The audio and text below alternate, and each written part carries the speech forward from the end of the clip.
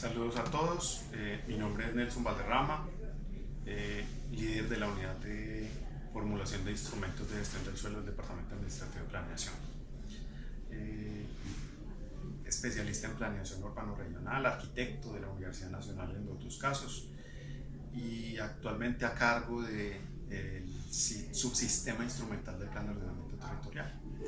Vamos a, en estos minutos que tenemos, a hacer un breve recorrido por lo que ha sido el concepto de ordenamiento territorial para después caer finalmente en unas situaciones que ustedes deben conocer del Plan de Ordenamiento Territorial de Medellín. Primero, cada que yo voy a hablar de estos temas no soy capaz de hablar si no introduzco desde la noción de ciudades y ciudadanía.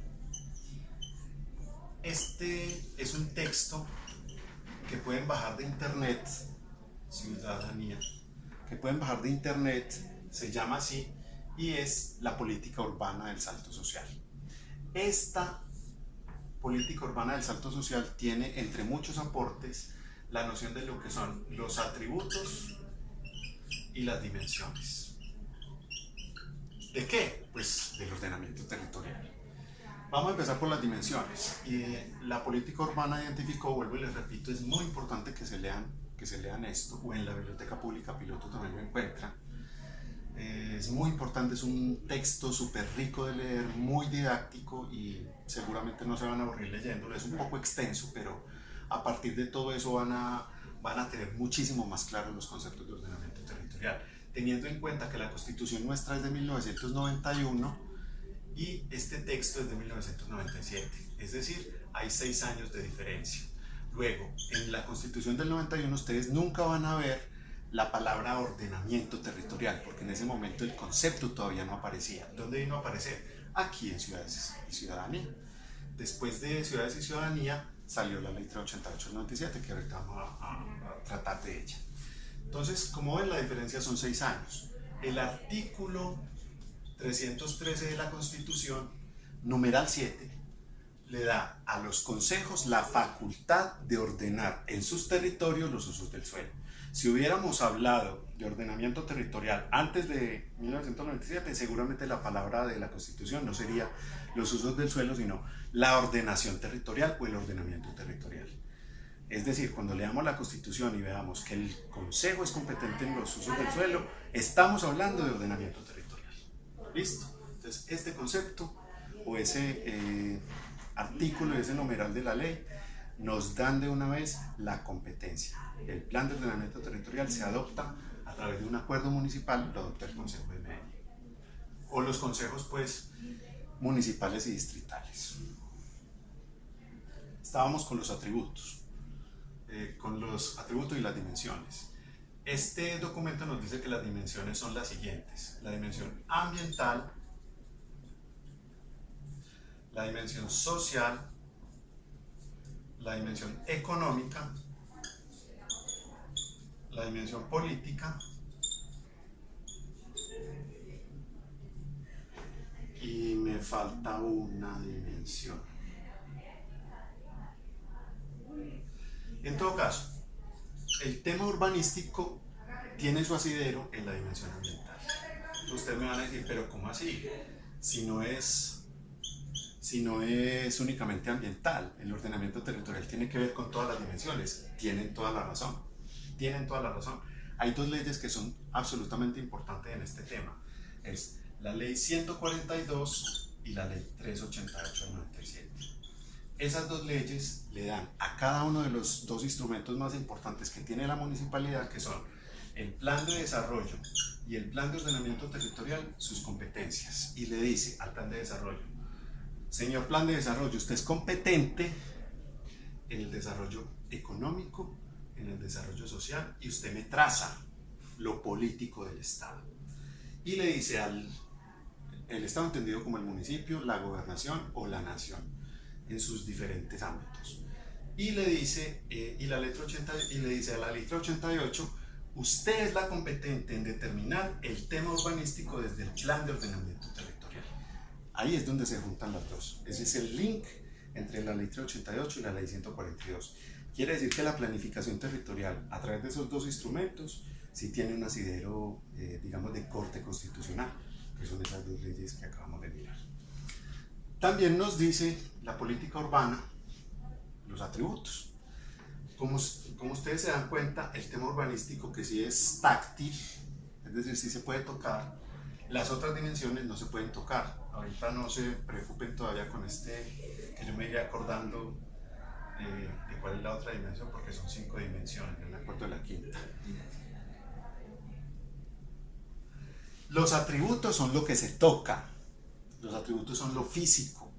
Entonces, en los atributos están las vías, en los atributos está la vivienda, en los atributos está el espacio público, en los atributos están las centralidades, en los atributos está el patrimonio, que es cultural, pero aquí estamos hablando del patrimonio cultural inmueble, y los equipamientos. Entonces, el plan de ordenamiento territorial se circunscribe a esto, a los atributos, y entonces a cada uno de estos atributos le va determinando cuáles son sus normas. Hay otro decretico que es muy importante que ustedes se lean, que es el decreto 879 de 1997. Ese decreto, ¿qué nos dice? Ese decreto nos dice cuál es el contenido del plan de ordenamiento territorial y cuál es el carácter normativo de cada una de esas normas urbanísticas. Ese decreto 879 nos dice también cuáles son las escalas municipales a partir de las cuales los municipios tienen la obligación de determinar la formulación, ya sea de un plan de ordenamiento territorial, de un esquema básico de ordenamiento territorial o de un plan básico de ordenamiento territorial. Estas 3 escalas se dan en virtud de la población. El municipio de Medellín, como es un municipio que tiene más de 1 millón de habitantes, tiene la obligación de formular un plan de ordenamiento territorial. Ese es el tema de los conceptos. Vamos a hacer un recorrido muy rápido por el plan de ordenamiento territorial de Medellín. Resulta que el municipio de Medellín adoptó su primer plan de ordenamiento en el año 1999. Pero vamos a hablar de la lógica de la ley 388. Este acuerdo es el acuerdo 62 de 1999. Sin embargo, si ustedes me preguntan a mí, ¿cuál fue el primer plan de ordenamiento territorial? No fue este. Fue una cosa que se llama el plano regulador de Wiener y Serre.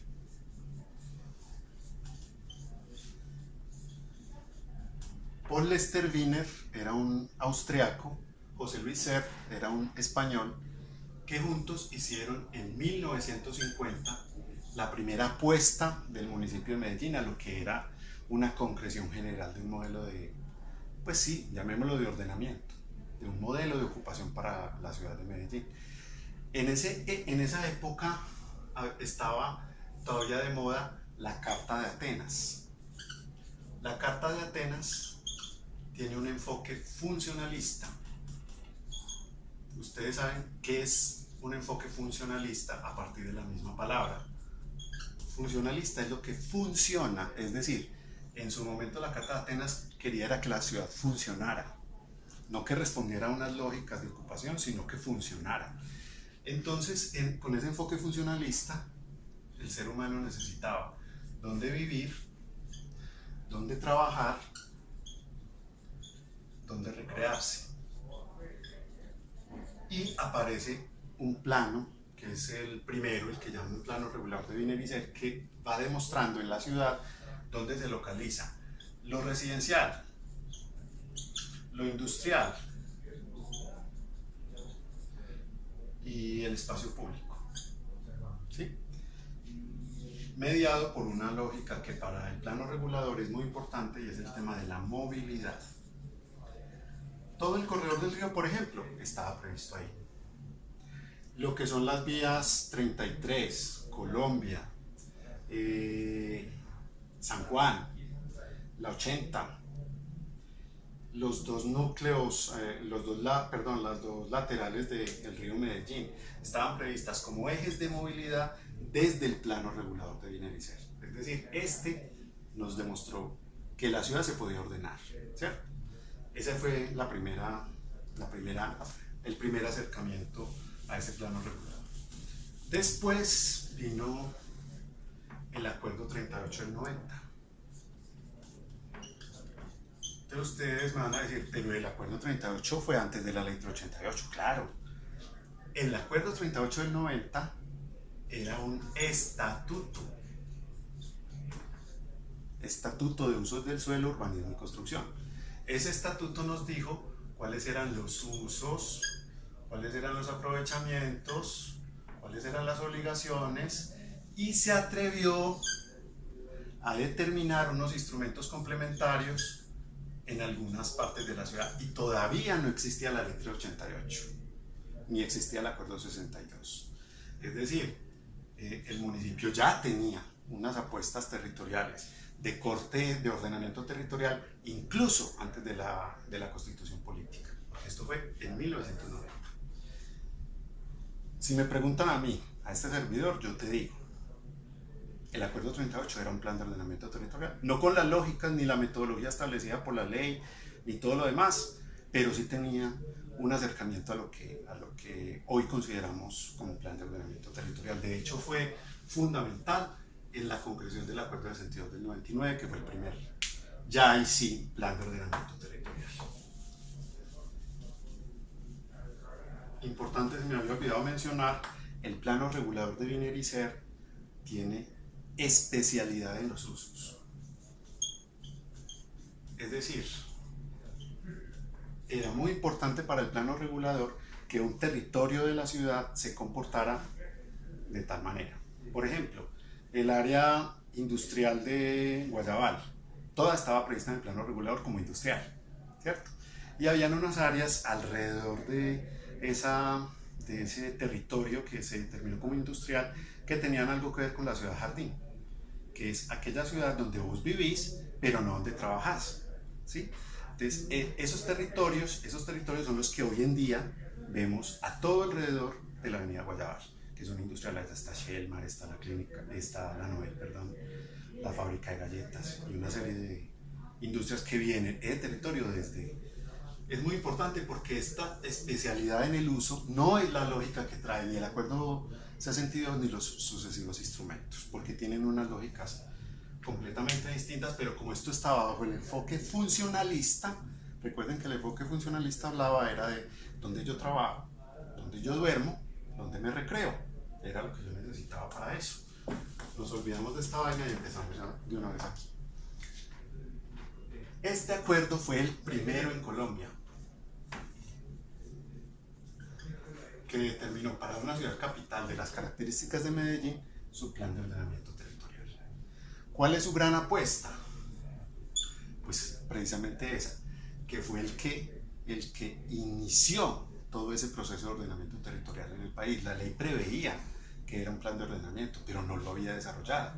El Acuerdo de Sentidos es el primero en todo el país que desarrolla los postulados de la Ley 388 del 97, que recuerden que está asociada con la política urbana del salto social. Por eso es que es tan importante desde la ley irnos más atrás de lo que la inspira la ley y lo que se materializa pues finalmente en el plan de ordenamiento territorial. Ahí empezamos a hablar de tratamientos. Vamos a hablar de ese tema de los tratamientos, que es el mismo que se repite en los otros planes de ordenamiento, porque fue la gran apuesta del Acuerdo de Sentidos. Cuando ustedes van donde el médico y el médico les dice su tratamiento es tal, el médico llega a ese tratamiento porque usted le mostró una patología. Es decir, él le dijo a usted cuál es su enfermedad, qué es lo que usted tiene, qué es lo que usted está padeciendo y cómo hace para curarlo. El plan de ordenamiento se comporta como ese médico y te dice, el tratamiento tuyo es este. Entonces, los tratamientos vienen desde el decreto 879 y son consolidación, conservación, renovación, redesarrollo. En el Acuerdo 62 del 99 existía ya no existe. redesarrollo, mejoramiento integral,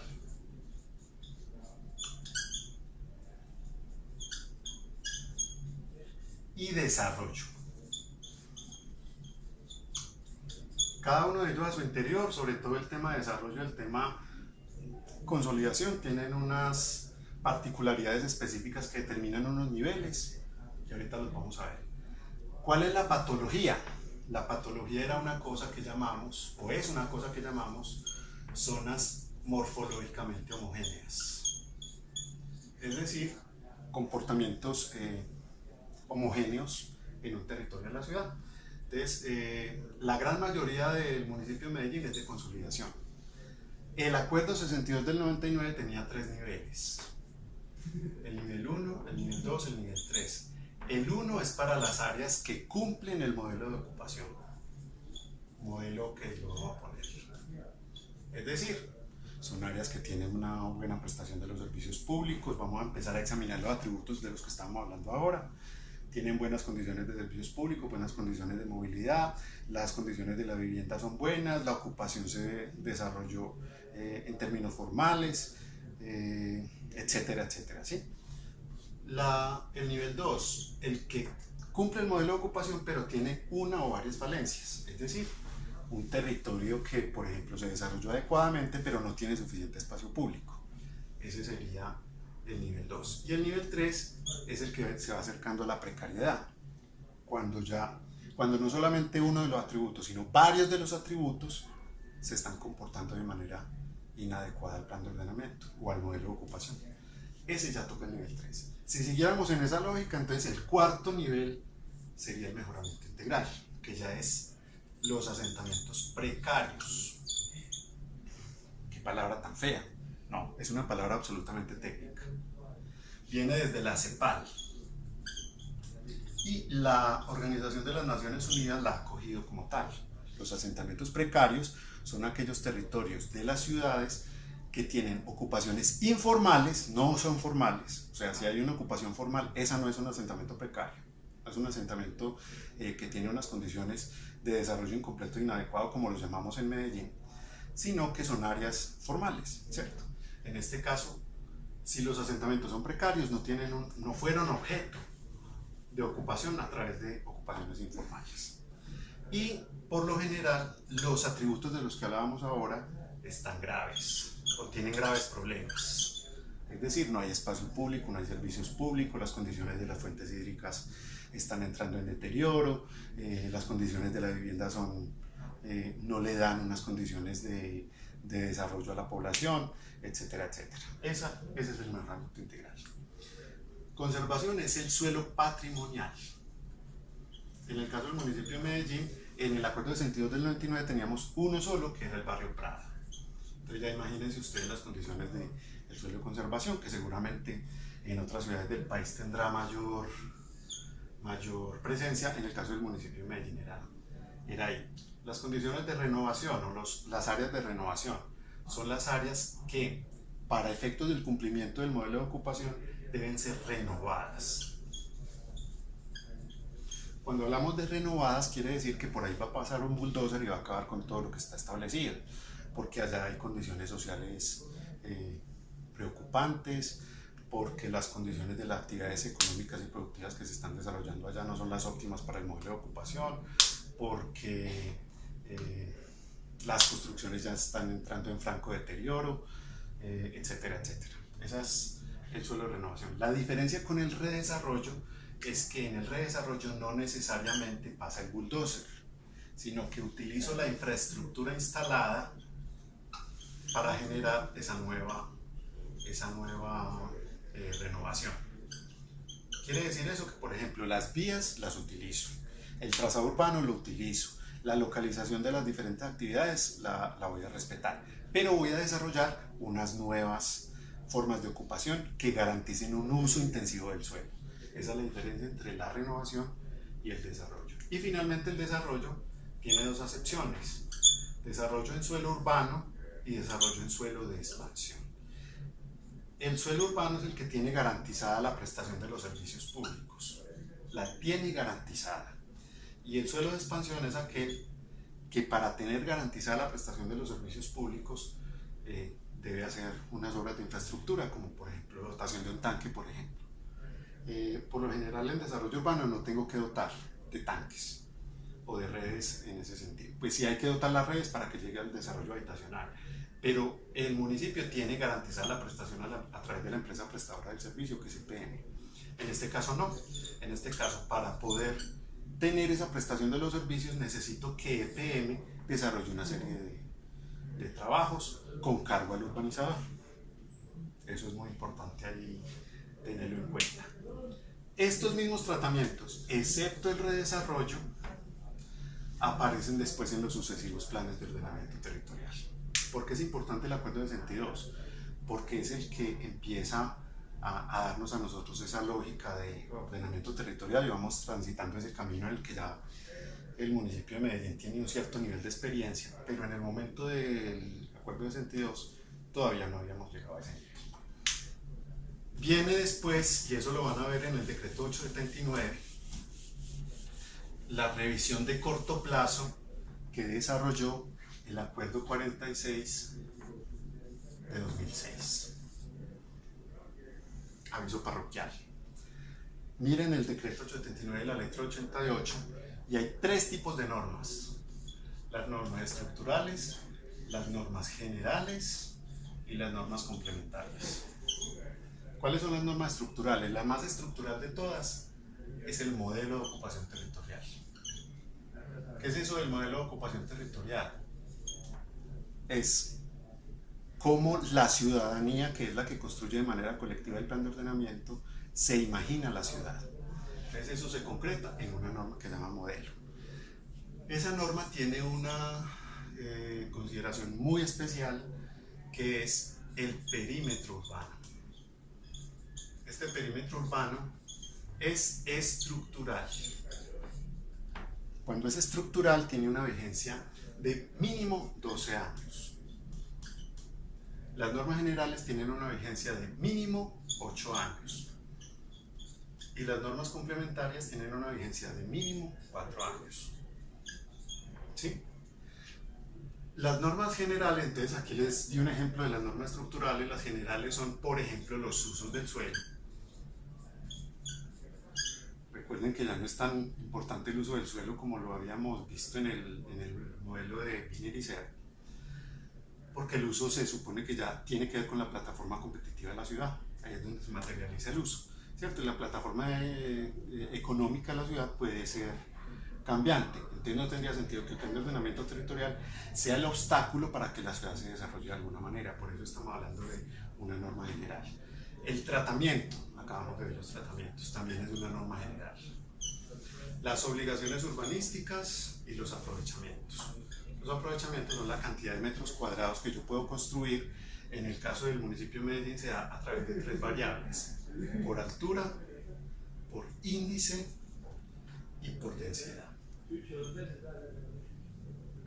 ¿Cierto? Eso juntado uno con otro lo que me determina es la cantidad de metros cuadrados o la cantidad de viviendas que yo puedo desarrollar en un territorio específico. Y las complementarias, como su nombre lo dice, son las que complementan. ¿Complementan qué? Pues el POT, ¿cierto? Entonces ahí están las áreas mínimas, por ejemplo, las normas complementarias de los planes parciales. Son normas que tienen una vigencia de 4 años.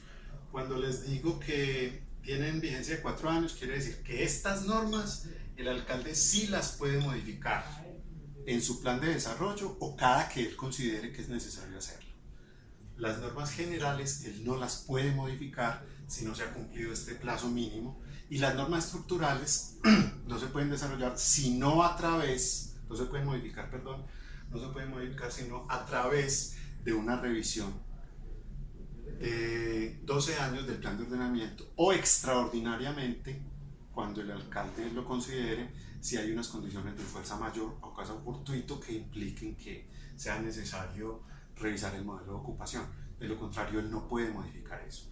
Quiere decir eso, que cada alcalde que vaya llegando, en virtud de estas temporalidades, solamente podrá hacer lo que la norma, lo que la letra 88 le permite o le prohíbe, pues no podrá ocuparse de lo que le prohíbe.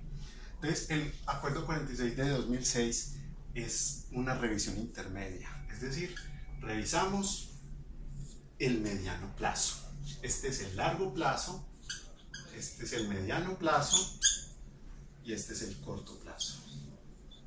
Entonces, hicimos una revisión ordinaria del mediano plazo. ¿Qué se revisó? Pues revisamos todo esto que les acabo de decir. Revisamos los usos del suelo y hay una apuesta muy importante que se llama sana mezcla de usos. Ya el uso no es especializado, es una sana mezcla de usos. ¿Qué es sano? ¿Cuándo deja de ser sano? Pues cuando un uso impacta directamente al otro e impide que el otro tenga unos desarrollos adecuados a lo que ese uso permitiría. Si un uso impacta al otro, entonces ya no es sano. Entonces quiere decir que ya no debería estar ahí. Esa es la lógica de la sana mezcla de usos. Los aprovechamientos los miramos, las obligaciones urbanísticas, los tratamientos. Y ya en este acuerdo desapareció el tratamiento de redesarrollo. ¿Por qué desapareció el tratamiento de redesarrollo? Porque finalmente el principio es el mismo del tratamiento de renovación urbana. Y salió una ley del gobierno nacional que juntaba los dos. A nivel anecdótico les cuento que lo que para el gobierno nacional es redesarrollo, para nosotros es renovación, y lo que para el gobierno nacional es renovación, para nosotros es redesarrollo. Pero eso no importa, no es que estemos incumpliendo la ley, sino que hay conceptos que debemos todavía armonizar con lo que está previsto en la reglamentación nacional. Y finalmente, eso fue lo que hicimos en el Acuerdo 46. No tocamos el modelo, no tocamos el perímetro. Hay una cosita muy importante que a mí como servidor me satisface, y es que se incorpora en este acuerdo el sistema habitacional como un componente de largo plazo del plan de ordenamiento territorial. Todavía no había aparecido el sistema habitacional como se hablaba de la vivienda, pero recuerden que la vivienda sola no hace nada. Usted, para poder vivir, necesita no solamente la vivienda, sino el espacio público, el entorno, el contorno. Usted no hace nada si tiene una casa pero no tiene donde estudiar, no hace nada si tiene una casa pero no tiene donde trabajar, no hace nada si no tiene donde divertirse, ¿sí? Todo eso, o un espacio público. Entonces todo eso se revisó y empezamos a hablar de hábitat más que de casa. Entonces empezamos a hablar también del concepto importantísimo de hábitat. El hábitat entendido como las relaciones de la casa con su entorno y su contorno para el logro de las satisfacciones individuales y colectivas de la población. Eso es más o menos el concepto de hábitat. Se revisó entonces el plan de ordenamiento y finalmente en este momento el plan de ordenamiento vigente es el Acuerdo 48 de 2014. El Acuerdo 48-2014 ya hizo una revisión una revisión completa de todo el plan de ordenamiento, es decir, ya pudimos llegar aquí. Sin embargo, el plan de ordenamiento fue demasiado respetuoso con ese tema del perímetro. Se modificó en muy pocos casos, casi siempre obedeciendo a ocupaciones informales que carecían de servicios públicos o que carecían de opciones de legalización, por ejemplo, para permitir que esas condiciones se superaran y pudiéramos desarrollar ese tipo de instrumentos. Había territorios, por ejemplo, como Altos de la Virgen, como La Luz del Mundo, como La Honda, como Altos de la Torre, que antes del Acuerdo 48 nosotros no podíamos ni tocar siquiera.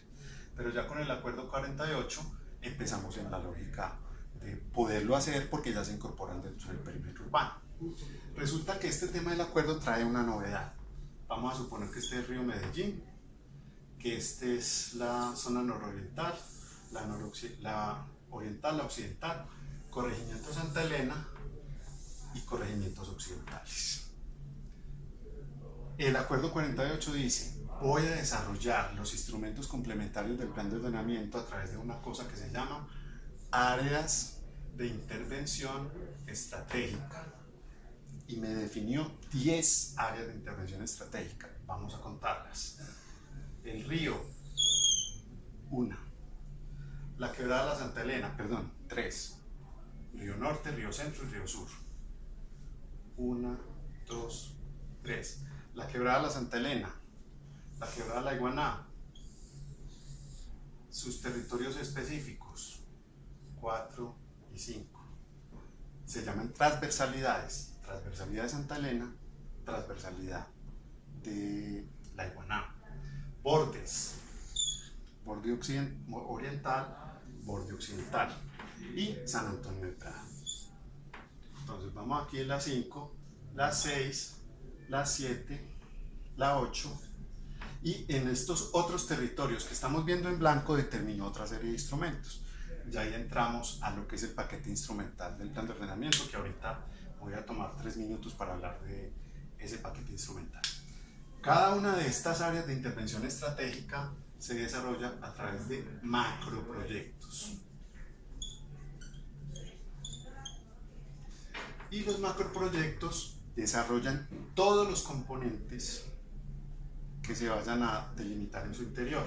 Es decir, sobre todo en esta zona sur de la ciudad, de todo el corredor del río, y en el centro hay muchos planes de renovación urbana. Entonces el macroproyecto debe desarrollar los planes parciales que están al interior de cada uno de los macroproyectos. Y lo mismo tienen que hacer todos los macroproyectos cuando se trata pues de esta ocupación. Me están preguntando que de dónde salen los otros dos. Salen de aquí y de aquí. Ahí están las 10 áreas de intervención estratégica. O sea, los bordes, hay un borde al norte y un borde al sur, ¿cierto? Y están delimitados por la Santa Elena y la Iguaná. De ahí hacia el sur es una área de intervención estratégica, de hacia el norte es otra área de intervención estratégica, y ahí tenemos las 10 áreas de intervención estratégica. Vamos a hablar de los instrumentos. Aquí yo les estoy dando, los estoy, mejor dicho, convocando o convidando a que se lean esos instrumentos. Les estoy provocando situaciones para que ustedes vean la necesidad de entrar a hablar de entrar a leer cada uno de los instrumentos, que son bastante ricos. El plan de ordenamiento, entonces, en su revisión extraordinaria del acuerdo 48, definió un sistema de instrumentos, es el más fuerte. Hacia atrás, nosotros podemos decir que no había un subsistema de gestión para la equidad tan fuerte como el que tenemos en este momento. Dijo el plan de ordenamiento territorial: usted va a definir unos instrumentos de planificación, unos instrumentos de intervención del suelo, pero permítanme a mí cambiarle el nombre a los instrumentos de intervención del suelo y llamarlos instrumentos de gestión y los instrumentos de financiación. ¿De financiación de qué? No de cualquier cosa, del ordenamiento territorial, o sea, de la concreción del modelo de ocupación territorial.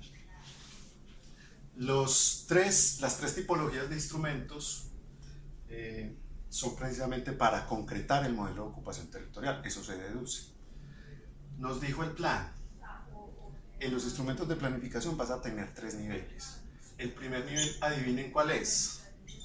El POT es el primer nivel. Él está en el nivel superior, es decir, en la escala más alta del ordenamiento territorial para el municipio de Medellín. Ese es el instrumento fundamental para la ordenación territorial. En el segundo nivel están los macroproyectos, que ya vimos esas áreas de intervención estratégica, los proyectos urbanos integrales de ámbito ladera. Si ustedes recuerdan, borré el esquemita, quedaban unas áreas sin un instrumento específico. Esas áreas impactan con el proyecto urbano integral de ámbito ladera y el distrito rural campesino. Estos son los 3 instrumentos de carácter complementario del primer nivel. Los instrumentos estos son los de segundo nivel. El primer nivel es el POT, el segundo nivel son estos. Y los de tercer nivel son toda la cascada de instrumentos complementarios que tienen que ver con estos. Ahí están metidos los planes parciales, los planes maestros, que es lo que antes llamaban APIs, los planes de legalización y regularización urbanística, el plan especial de manejo y protección patrimonial, las unidades de planificación rural. Estos son los instrumentos de tercer nivel. Vienen después los de intervención del suelo, que les estaba diciendo que yo prefiero llamarlos de gestión, porque son a los que yo puedo acudir para que estos otros sean viables. Entonces aquí, por ejemplo, entre muchísimos otros, están las unidades de actuación urbanística, está el reajuste de suelos, la integración inmobiliaria, que estos cambian la estructura del suelo y de ahí el nombre de intervención del suelo. Es decir, yo puedo tener un predio, pero si acudo a alguno de estos instrumentos, ese predio se me puede fragmentar, o si me junto con otro o con toda la manzana, estoy hablando de alguno de estos instrumentos. Por eso son de intervención del suelo y yo los llamo realmente de gestión. El nombre de mi unidad alude directamente a la gestión, no a la intervención del suelo, porque no es el único mecanismo. Y hay otros que son de carácter, digamos, administrativo jurídico. Está, por ejemplo, el anuncio del proyecto, que tiene un propósito, que es congelar el valor del suelo para evitar especulaciones. ¿Eso congela el valor? Sí. ¿Y a quién se lo congela? A todos. Muchas veces por una obra pública o una obra de interés general, el valor del suelo sube. Entonces eso afecta no solamente las diferentes ventas que se vayan a desarrollar entre particulares, sino también cuando el municipio va a ir a comprar. Entonces el municipio, por una obra suya, anuncia el proyecto y el efecto es que ese avalúo de referencia antes del proyecto es el valor comercial. Entonces, a partir de eso y a los cambios pues, que se puedan dar en la estructura monetaria, es donde se estaría reconociendo el valor de la propiedad. Ese es un instrumento, es bastante fuerte. Aquí están las expropiaciones también, están las expropiaciones por la vía administrativa, están las expropiaciones de carácter judicial, está todo tipo de expropiaciones, todo ese listado de instrumentos que es bastante rico en el listado. Lo encuentran, les voy a decir ya mismo en qué artículo, lo encuentran en el artículo 486 del Plan de Ordenamiento Territorial. Está la afectación por obra pública, que era de la que hablábamos ahora en la Ley 9 del 89, quiere decir que si yo voy a utilizar ese instrumento tengo una obligación y es inscribir en el folio de matrícula inmobiliaria la obra que voy a desarrollar allí. Esa es la afectación por obra pública. El propósito que tiene es que le da al municipio un plazo, y si el municipio en ese plazo no desarrolla la intervención, pues simplemente se levanta la afectación. Están los bancos inmobiliarios, está el derecho de preferencia. El derecho de preferencia es muy importante porque no sé si ustedes habrán escuchado hace unos 2 años el escándalo con las falsas VIP. Algunas personas en el municipio licenciaban proyectos destinados a vivienda de interés prioritario y resulta que no eran tan prioritarias, sino que había que pagar un contrato de 40 millones de pesos para ser acabados y comprar un parqueadero que valía otros 40 millones de pesos. Entonces juntaba los 40 más los 40 más los 40 y una vivienda que debía valer 40 terminaba valiendo 120. Eso es lo que se llamaba falsa VIP. ¿Qué es lo que hace el Plan de Ordenamiento Territorial? Te dice a vos, si licenciás una vivienda de interés social, una vivienda de interés prioritaria, el municipio tiene el derecho de preferencia. ¿A qué? A comprar. Es decir, si un curador licencia un proyecto para vivienda prioritaria, antes de salir a ventas, le tiene que decir al municipio, voy a desarrollar este proyecto. ¿Usted lo quiere? El municipio decide si lo compra o no lo compra. Ese es el derecho de preferencia. Si el municipio decide que lo compra, sale del mercado. Pero si el municipio decide que no lo compra, entonces continúa el proceso normal. Esto evita, por ejemplo, que en territorios que seguramente no van a ser receptores de vivienda social, se licencien proyectos de vivienda de interés social. Está el desarrollo prioritario, que tiene un efecto parecido al de la afectación por obra pública, las enajenaciones, las integraciones. Son más o menos los instrumentos. Y los instrumentos financieros, como su nombre lo dice, los encuentran después del artículo 499 del POT, son los que están encaminados a financiar toda esta vaina. Es decir, ahí está la transferencia de derechos, está reglamentada recientemente por el municipio de Medellín, la pueden encontrar en la página web del municipio de Medellín. Está la venta de derechos de construcción, perdón, disculpan, tuve una pequeña equivocación. La transferencia está en proceso de adopción. La que está adoptada en este momento es la venta. Y este decreto lo pueden bajar. Hay unas zonas de la ciudad que el plan de ordenamiento les da un índice, pero pueden desarrollar índices adicionales. No en toda la ciudad se puede hacer eso. En las áreas que están determinadas como receptoras de derechos, pueden comprar derechos adicionales de construcción. ¿A quién se los compran? Al municipio. ¿Es obligatorio? No. Si usted no los va a utilizar, no los compra. Si usted los compra y los deja vencer, pues también hay un proceso. Pero si usted va a utilizar simplemente el índice que el plan de ordenamiento le determina y no va a utilizar nada más, no tiene que comprar nada más. Usted lo compra si lo necesita. Está la valorización, está la participación en plusvalía. La participación en plusvalía es un instrumento bastante complejo porque la participación en plusvalía significa que el municipio solamente la puede captar cuando hay una venta, cuando hay una licencia. De lo contrario, el municipio no puede captar la plusvalía. Es decir, ¿cuándo la capta? Cuando el propietario de la vivienda, que es sujeto de la plusvalía, la va a vender, o cuando quiere construir una situación adicional a la que se presenta pues en este momento. Está el pago en especie, que es una forma de participación en plusvalía, y hay otros instrumentos como el pago por servicios ambientales. A mí este instrumento me gusta mucho porque hay unos territorios de la ciudad de los cuales nosotros nos aprovechamos. Usted cuando está respirando utiliza oxígeno, y para utilizar ese oxígeno resulta que hay unos árboles que lo tienen que producir. No todos los árboles que tenemos en la ciudad son capaces de producir el oxígeno que nosotros, los 3 millones de habitantes de Medellín, necesitamos para respirar. Entonces vamos a las áreas ambientales.